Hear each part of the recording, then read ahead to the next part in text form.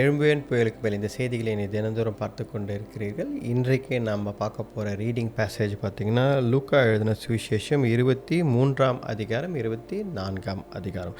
அதில் ஒரு வசனம் 24ஆம் அதிகாரம் 30ஆம் வசனம்.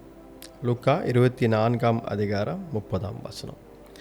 இதில் பார்த்தோம் அப்படின்னா, ஆண்டவர் எம்மாவூர் சீஷர்களுடன் பயணம் செய்து கொண்டிருக்கிறார். அதாவது எம்மாவூருக்கு சீஷர்கள் போய் கொண்டிருக்காங்க. இவர்கள் போய் கொண்டிருக்கும் பொழுது, அவங்க பயணம் செஞ்சு கொண்டிருக்கும் பொழுது அவருடன் ஆண்டவர் பயணம் செய்கிறார். By walk. அவரும் வாக் பண்ணினே வரார். இவர்களுக்கு யார் அவர் கூட வராங்கன்னு தெரியவே இல்லை. ஆனால் இவர்கள் பேசி கொண்டிருக்கும்போது அவங்க ஆண்டவர் இயேசு கிறிஸ்து எருசலேமில் நடந்த விஷயங்கள், ஆண்டவர் எப்படி மரித்து உயிர்த்தெழுந்தார், இதெல்லாம் பற்றி பேசினே வராங்க. டிசைபிள்ஸில் எப்படி பார்த்தாங்க, அதெல்லாம் ரொம்ப ஆச்சரியமாக பேசின்னு வராங்க. இதெல்லாம் நடந்துச்சு, அதெல்லாம் நடந்துச்சு, ரொம்ப ஆச்சரியமாக இருக்குது, இவங்க இப்படிலாம் பார்த்தாங்க, அப்படிலாம் பார்த்தாங்க அப்படின்னு. இதை பேசிக்கொண்டு வரும்பொழுது இதெல்லாம் எப்படி சாத்தியம், இதெல்லாம் என்ன நடக்குது அப்படின்னு கேட்டுன்னு வரும்பொழுது ஆண்டவர் இயேசு கிறிஸ்து அவர்களோட நடந்து வர்றார். ஆண்டவர் டிஸ்கஷனில் இறங்குறாரு. ஆண்டவர் என்ன பேச ஆரம்பிக்கிறாரு, அவங்களோட டிஸ்கஷனில் பேசின்னு வர்றார். எப்பவுமே பாருங்கள், அதால் தான் நான் என்ன சொல்கிறோம் அப்படின்னா, நம்ம பேசுகிற விஷயங்களை ஆண்டவர் நிறைய கவனிக்கிறாரு. திட்டின்னு சண்டை போட்டுக்கின்னு நம்ம வாழ்க்கையில் நிறைய காரியங்களை செய்து கொண்டு இருக்கிறோம். அந்த இடத்துலலாம் ஆண்டவர் நம்முடன் இருக்கிறாரு, அந்த டிஸ்கஷன்லலாம் நம்மளோட கலந்துக்கிறாரு அப்படின்னா தவறான காரியம். அப்படிலாம் ஆண்டவர் இருக்க மாட்டார். ஆனால் எங்கே 2-3 பேர் சரி நம்ம சும்மா வேஸ்ட்டாக ஒரு நேரத்தை வீணடிச்சுன்னு ஏதோ ஒன்று பேசுகிறோம். அதுக்கு பதிலாக ஆண்டவரை பற்றி பேசலாம், பைபிளை பற்றி பேசலாம், ஏதாவது ஒரு விஷயத்தை பற்றி பேசலாம். ஃபார் எக்ஸாம்பிள் இப்போ லென்த் டேஸ் பற்றி பேசலாம். இப்போ ஆண்டவர் எப்படி சிலுவையில் மரிச்சார் பற்றி பேசலாம். இல்லை ஆண்டவருடைய அன்பு, இல்லைன்னா ஏதாவது ஒரு கேரக்டர் டேவிடை பற்றி, ஜோஷுவா பற்றி ஏதாவது ஒருத்தை பற்றி பேசலாம் அப்படின்னு சொல்லி பேசும்பொழுது அந்த இடத்தில் ஆண்டவர் அந்த டிஸ்கஷனில் கலந்துக்கிறார். ஆவியானவரும் கலந்துக்குவார். இன்றைக்கு கூட நீங்கள் செஞ்சு பாருங்கள். When you indulge in discussions, spiritual discussions, biblical discussions, கடவுளை பற்றி தெரிந்து கொள்ளும் அறிவு, அவருடைய அன்பு, இந்த மாதிரி காரியங்கள் எல்லாம் நாம் பேசும் பொழுது ஆண்டவரும் நம்முடன் சேர்ந்து நம்முடன் கலந்து உரையாடுகிறார். அதுதான் ஆண்டவர் அங்கே நம்முடன் சேர்ந்து டிஸ்கஷனில் வரார். இது ஒரு கிளாசிக்கல் எக்ஸாம்பிள். ஏன்னா அந்த சீஷர்கள் 2 பேரும் பேசின்னு போகும்போது ஆண்டவரும் ஜாயின் பண்ணுறார். அவங்களுக்கு யார் கூடன்னு தெரியல, அவங்க கண்கள் ஓப்பன் பண்ணப்படலை, ஆனால் கூட வராங்க. அப்போ இன்றைக்கி நமக்கு ஒரு சின்ன பாடம் என்ன அப்படின்னா, நமக்கு ஃப்ரீயாக இருக்கிற டைம் மற்ற நேரம்லாம் வீண் கதையை பேசாமல் பைபிள் ரிலேட்டடாக ஸ்பிரிச்சுவலாக ஏதாவது ஒரு விஷயத்தை நீங்கள் டிஸ்கஸ் பண்ணிங்கன்னா ஆண்டவர் அங்கே 3வது நபராக ஆண்டவர் நம்முடன் இருப்பார். இப்போ பாருங்கள், அவங்க போயினே இருக்காங்க. அவங்க அங்கே போயின்னு இருக்கும்பொழுது ஆண்டவர் எக்ஸ்பிளைன் பண்ண வரார். பாருங்கள், இதெல்லாம் பைபிளில் நடக்க வேண்டியது, இதெல்லாம் ஹேஸ் டு ஹேப்பன் அப்படின்னு சொல்லி எக்ஸ்பிளைன் பண்ண வரார். ரைட்டா? அப்போ அவருக்கு ஒரே ஆச்சரியம், இதெல்லாம் என்ன, அதெல்லாம் என்னென்னா பைபிளில் நிறைய ஓல்ட் டெஸ்ட்மெண்ட் ரெஃபரன்சஸ் எல்லாம் எடுத்து கொடுக்குறாரு. இதெல்லாம் பாருங்கள், இந்த வசனம் என்ன சொல்லுது, இது ஆண்டவர் இப்படி மறிக்க வேண்டும், இந்த வசனம் என்ன சொல்லுது, இப்படி ஆண்டவர். ஏன்னா ஒவ்வொரு விஷயமும் பைபிள்லேருந்து ரெஃபரன்ஸ் பண்ணி அவர் பேசுகிறார். ரைட்டா? ஆண்டவர் இப்படி சிலுவையில் மறிக்க வேண்டும், உயிர் தெழ வேண்டும் அப்படின்னு. அவங்களுக்கு ஒரே ஆச்சரியம், எப்படி இது எவ்வளோ இவ்வளோ கரெக்டாக. அப்போ இதெல்லாம் வார்த்தை, பைபிளில் இருக்கிற வார்த்தை அப்படியே நிறைவேறுதான். இன்றைக்கி நம்ம ஒன்று தெரிஞ்சுக்கணும், என்ன அப்படின்னா, பைபிளில் எழுதப்பட்டிருக்கிற காரியம், வேதத்தில் எழுதப்பட்டிருக்கிற காரியம் ஒவ்வொன்றும் அப்படியே நிறைவேறி கொண்டிருக்கிறது. அது இன்றைக்கும் நிறைவேறும்.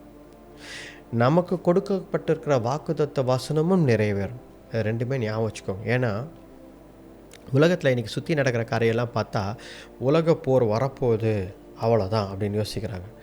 உலகப்போர் நிச்சயமாக வரப்போகுது, அதை தடுக்க முடியும். நிறைய பேர் நினச்சிங்கன்னா அதை தடுக்கலாம், அதை வராமல் இருக்கலாம்.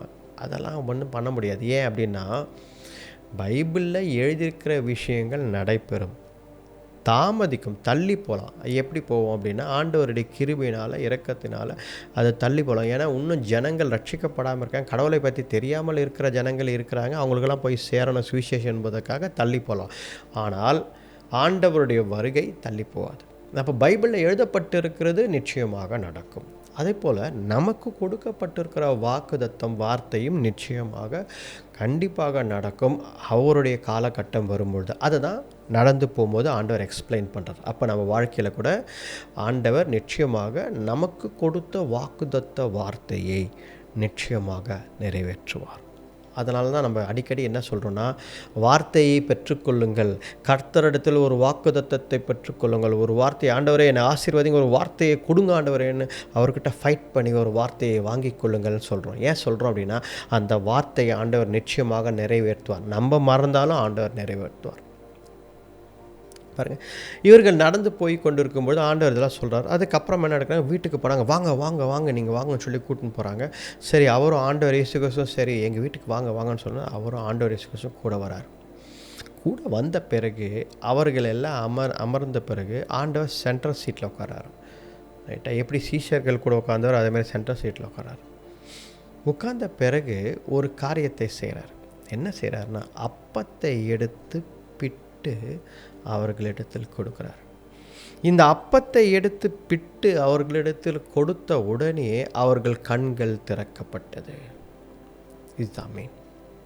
அப்போ பாருங்கள், எப்பொழுது வார்த்தையை கேட்டுன்னு வராங்க, ஆண்டவர் பேசின்னு வராரு, அப்போ கண்கள் திறக்கப்படலை. அவர் வார்த்தையை பேசுகிறாரு, அந்த வார்த்தை அவங்களுக்குள்ள பைபிள் ரெஃபரன்சஸ் அது இது போது, கண்கள் திறக்கப்படலை. ஆனால் எப்போ கண்கள் திறக்கப்படுது, அப்பத்தை பிட்கும் பொழுது கண்கள் திறக்கப்படுது. அப்போ இதிலேருந்து ஒன்று தெரிஞ்சுக்கணும், என்ன, breaking of bread is very important. அப்போ அப்பத்திற்கு என்ன ஈக்குவல் ஆண்டவர் பைபிளில் சொல்கிறாரு அப்படின்னு பார்த்தீங்கன்னா, ஆண்டவருடைய சரீரம், காட்ஸ் ஃப்ளெஷ்.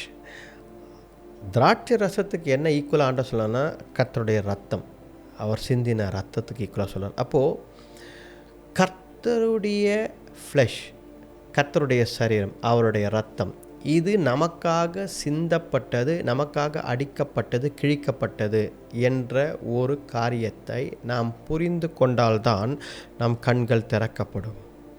அன்னைக்கு யூதர்கள், பரிசேயர், சதிசேயர், இவர்களுக்கு கடவுள் ஏன் சஃபர் பண்ணோம், ஒய் ஷுட் காட் சஃபர், ஏன் அடிக்கப்படணும், ஏன் சிலுவையில் மரிக்க வேண்டும் என்பது புரியாததால் தான் கடைசி வரைக்கும் அவங்க மேசையாவை ஏற்றுக்கொள்ளவே இல்லை, இயேசு கிறிஸ்துவை ஏற்றுக்கொள்ளவே இல்லை. அவங்க கடைசி வரைக்கும் அவரை தள்ளி வச்சுனே இருந்தாங்க. ஆண்டவருக்கு அது ரொம்ப வருத்தம். ஏன் அப்படின்னா, ஏசாயா 53ஆம் அதிகாரத்தை ஒழுங்காக படிச்சிருந்தாங்கன்னா தெளிவாக படிச்சிருப்பாங்க, அடிக்கப்பட்ட ஆட்டுக்குட்டின். ரைட்டா? சங்கீதத்தில் ஒழுங்காக படிச்சிருந்தாங்கன்னா அப்போ அங்கே எழுதியிருப்பார், கையினால் என் தேவனே என் தேவனேன்னு வசனம் அதில் இருக்குது, அதை புரிந்திருப்பாங்க. இதெல்லாம் எதுவுமே படிக்காமல், அதை கோரிலேட் பண்ணாமல் ஆண்டவரை தள்ளி வைத்து கொண்டே இருந்தார்கள். அப்படின்னா என்ன அர்த்தம், they did not accept the sufferings of God. கர்த்தர் நமக்காக பாடுபட்டதை அவர்கள் ஏற்றுக்கொள்ளவில்லை, அதனால் அவர்கள் கண்கள் திறக்கப்படவில்லை.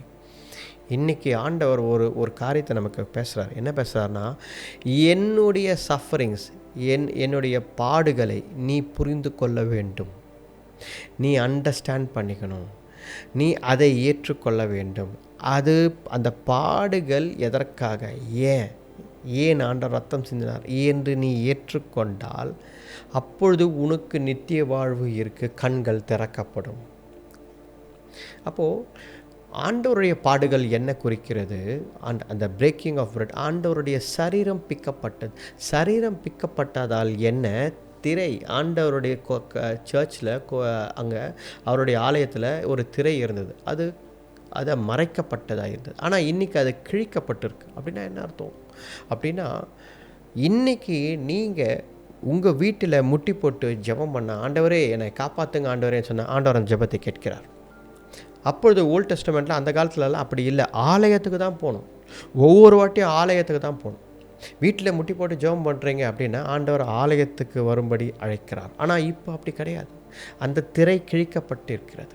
ஆண்டவர் என்ன சொல்கிறார், நீ நேராக என்னை அப்ரோச் பண்ணலாம், என்னுடைய சரீரம் அதுக்காக தான் பிக்கப்பட்டது, மை ஃப்ளஷ் வாஸ் ஸ்டோன். எதுக்காக, நீ முட்டி போட்டு உன் வீட்டிலே நீ ஜெபம் பண்ணலாம், ஆண்டவரே என்னை காப்பாற்றுங்க, ஆண்டவரே என்னை ரட்சிங்க என்று கேட்கலாம். அதனால தான் ஆண்டவருடைய சரீரம் கிழிக்கப்பட்டது, அவருடைய ரத்தம் சிந்தப்பட்டது. ஏன் ஒரு ரத்தம் சிந்தப்பட்டது, நம்முடைய பாவங்களை எல்லாம் கழுவுவதற்காக ரத்தம் ஏன் சிந்தப்பட வேண்டும். ரத்தம் உயிருக்கு உயிர்னுவாங்க, ஒரு லைஃப் டு லைஃப் ஃபார் லைஃப்னுவாங்க. அப்படின்னா ஆண்டவருடைய ரத்தம் கடைசி சொட்டு ரத்தம் வரை சிந்தப்பட்டது. அவர் ஜீவனை கொடுத்தார். அந்த இரத்தத்தினால் எல்லா பாவங்களும், நம்முடைய பாவங்களாம் கழுவப்பட்டது. இன்றைக்கி நீங்களும் நானும் போய் பரலோகத்தில் நிற்கிறோம் அப்படின்னா, நம்மை பார்த்தாருன்னா ஆண்டவர் கோபப்படுவார். ஏன்னா நாம் செய்த பாவங்கள், பின்னாடி செய்த நம்ம தலைமுறை செய்த பாவங்கள், நம்ம வாழ்கிற வாழ்க்கை, இதெல்லாம் பார்த்தாருன்னா ஆண்டவருக்கு கோபம் வரும். நம் பாவங்களை அவரால் ஏற்றுக்கொள்ள முடியாது.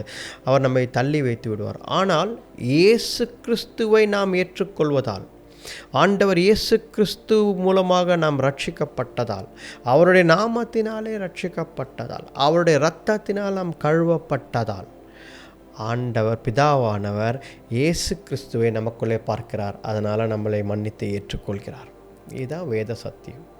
அப்போ பாருங்கள், அன்றைக்கு எம்மாவூர் சீஷர்கள் வீட்டில் அப்பத்தை உடைத்து கொடுத்தார் பாருங்கள்.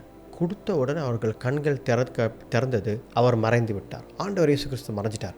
அப்போ தான் அவங்க, இவ்வளோ நேரம் நம்மளோட பேசி இருந்தவர் ஆண்டவர் இயேசு கிறிஸ்துவா என்று ஓடி போய் சீஷர்கள் இடத்துல போய் சொன்னாங்க. ஆண்டவர் இயேசு கிறிஸ்துவை நாங்கள் பார்த்தோம், எங்களோட பேசியிருந்தார், அப்பத்தை பிட்டு தந்தார், டக்குன்னு மறைஞ்சிட்டார் அப்படின்னு. அப்போது sufferings of Jesus Christ is real. அது உண்மை. சரீரம் பிக்கப்பட்டது, ரத்தம் சிந்தினார். எதற்காக? உங்களுக்காகவும் எனக்காகவும் அவர் ரத்தத்தை சிந்தினார். சரீரம் பிக்கப்பட்டது. ஏன்? அந்த நம்முடைய பாவங்களுக்காக அவர் அந்த எல்லா காரியத்தையும் சுமந்தார். நம்முடைய பாவங்களுக்காக அவர் அடிகளை பெற்றுக்கொண்டார். அவர் ரத்தம் சிந்தினார். நம்ம தான் அந்த இடத்துல மறைச்சிருக்கணும். நம்ம தான் அந்த இடத்துல பாவத்தில், நம்ம செஞ்ச பாவத்துக்காக சிலுவையில் அறையப்பட்டிருக்கணும். ஆனால் ஆண்டவர், அவர் நமக்காக மரித்தார், அவர் நமக்காக அடிக்கப்பட்டார், அவர் நமக்காக ரத்தம் சிந்தினார். அப்போது ஆண்டவர் மூலமாக தான், ஆண்டவர் இயேசு கிறிஸ்து மூலமாக தான் நமக்கு ரட்சிப்பு இருக்கிறது. அதை நாம் புரிந்து கொள்ள வேண்டும். அவர் பாடுபட்டதால் நாம் இன்றைக்கி சந்தோஷமாக இருக்கிறோம், ரட்சிக்கப்பட்டிருக்கிறோம். அந்த பிளெஸ்ஸிங்ஸ் எல்லாம் நாம் பெற்றுக்கொள்கிறோம். அப்போ செய்தி என்ன? கர்த்தருடைய பாடுகள், கர்த்தர் நமக்காக பட்ட பாடுகள் உண்மைதான். அதை நாம் புரிந்து கொள்ள வேண்டும். எனக்காக அவர் பாடுபட்டாரே. இந்த உலகத்தில் எத்தனையோ பேர் இருக்காங்க, எனக்காக யாரும் கஷ்டப்படல, நான் தான் கஷ்டப்படுறேன். எனக்காக ₹1 கொடுக்கறதுக்கு ஆள் கிடையாது, எனக்காக கவலைப்படுறதுக்கு ஆள் கிடையாது. ஆனால் நான் தான் கஷ்டப்படுறேன். என் கஷ்டத்தை புரிஞ்சுக்க யாருமே இல்லையா என்று நீங்கள் நினைக்கிறீர்களா? ஆண்டவர் இருக்கிறார். ஏன்? அவர் உனக்காக, உங்களுக்காக பாடுபட்டிருக்கிறார். சிலுவையில் ரத்தம் சிந்திருக்கிறார். ஜீவனை, தன்னுடைய ஜீவனை கொடுத்திருக்கிறார். அப்போது இதை செய்தவர் எதற்காக செய்தார்? உங்களை நேசிப்பதால். Because God loves you, he has suffered on the cross. நீங்கள் சஃபர் பண்ண அவசியம் கிடையாது. You don't need to suffer anymore. நீங்கள் இதுக்கு மேலே பாடுகள் மத்தியில் போக வேண்டிய அவசியம் கிடையாது. ஏனென்றால் இயேசு கிறிஸ்து உங்களுக்காக பாடுபட்டிருக்கிறார், சரீரம் பிக்கப்பட்டிருக்கிறது, ரத்தம் சிந்திருக்கிறார். அதுதான் பிரெட் பிரேக்கிங். இந்த பிரெட் பிரேக்கிங் அப்படின்னு சொல்லும்போது, அப்பத்தை பிடுதல் என்று சொல்லும் பொழுது இதுதான் நாம் ஞாபகம் வைத்து கொள்ள வேண்டும். இன்றைக்கு நாம் அதை சிந்தித்து, ஆண்டவரே, நான் என் வாழ்க்கையை ஒப்பு கொடுக்குறேன், என் கண்களை தரங்க, ஓப்பன் மை ஐஸ் லார்ட். நீங்கள் எனக்காக பாடுபட்டிருக்கீங்க, ஆனால் நான் ஏனோ தானோ ஜாலியாக வாழ்ந்துன்னு இருக்கேன் வாழ்க்கையை. சாரி லார்ட், என்னை மன்னிங்க. நான் இதுக்கு மேலே நான் என் வாழ்க்கையை ஒப்பு கொடுக்குறேன் அப்படின்னு சொல்லி நீங்கள் நம்முடைய வாழ்க்கையை ஒப்பு கொடுத்து கர்த்தருடைய சஃபரிங்ஸை உணர்ந்தோம்னா நம்ம வாழ்க்கையில் நிச்சயமாக ஆண்டவர் நம் வாழ்க்கையை புதிதாக மாற்றுவார். எல்லாமே நம் வாழ்க்கையில் புதிதாக மாறும். கர்த்தரை நம்பி ஜீவிங்கள். நாம் ஜெபிப்போம். ஆண்டவரே, இந்த நாளுக்காக நன்றி ஆண்டவரே. இந்த நாளில் கூட கர்த்தாவே தேவரே, எங்களை வழிநடத்தி ஆசீர்வாதத்திற்காக நன்றி ஆண்டவரே. இம்மட்டுமாக நீர் தந்த சுகத்தும் பலத்துக்காக நன்றி ஆண்டவரே. தேவரீர், உமக்காக கர்த்தாவே தேவரீர் நாங்கள் வாழ நீ கிருபித்தாங்க. அப்பா தேவரீர், எங்களுடைய கர்த்தாவே தேவரீர், அப்பா எங்களுடைய கண்களை திறந்துருங்க. Open our eyes Lord. எங்கள் கண்களை திறந்துருங்க தேவரீர். நீர் எங்களுக்காக அடிக்கப்பட்டிருக்கு, நீங்கள் எங்களுக்காக ரத்தம் சிந்திருக்கிறீங்க, நீங்கள் எங்களுக்காக பாடுபட்டிருக்கீங்க ஆண்டவரே. தேவரீர், எங்களை மன்னிங்க ஆண்டவரே. தேவரீர், நாங்கள் கர்த்தாவே ஏனோ தானோ என்ற வாழ்க்கை வாழ்கிறோம். அப்படி வாழக்கூடாது ஆண்டவரே. எங்களை மன்னிங்க ஆண்டவரே. எங்களை ஏற்றுக்கொள்ளுங்கள். உமக்காக கர்த்தாவே நாங்கள் சாட்சியாக வாழ அப்பா தேவரீர், நீர் எங்களுக்கு பாடுபட்டீங்க என்றதை அப்பா அலட்சியமாக யோசிக்காமல் தேவரீர் நீங்கள் பாடுபட்டதால் சிலுவையில் நாங்கள் இன்றைக்கி சந்தோஷமாக தைரியமாக பிதாவின் இடத்தில் போக முடியுது. ஆண்டவரே தேவரீர், எங்கள் வாழ்க்கையை மாற்றுங்க. உடைய பாடுகள் உண்மை, நீங்கள் ரத்தம் சிந்தினது உண்மை, ஒவ்வொரு சொட்டு ரத்தமும் எங்களுக்காக சிந்தினீர், அது உண்மை. ஆண்டவரே எங்களை மன்னித்து எங்களை கழுவி எங்களுக்கு ஒரு சுத்தமான வாழ்க்கையை தாங்க. எங்கள் வாழ்க்கையை மாற்றுங்க ஆண்டவரே. நாங்கள் பாடுபட அவசியமில்லை ஆண்டவர், ஏன்னா நீங்கள் எங்களுக்காக பாடுபட்டிருக்கீங்க ஆண்டவரே. நன்றி ஆண்டவரே. வழிநடத்தி பலப்படுத்துங்க. இந்த ஜெபத்தை மீட்பர் ரட்சகர் எங்கள் ஆண்டவர் இயேசு கிறிஸ்துவின் வல்லமையில் நாமத்தில் வேண்டிக் கொள்கிறோம், ஜீவனுள்ள நல்ல பிதாவே. ஆமென். ஆமென். Praise the Lord.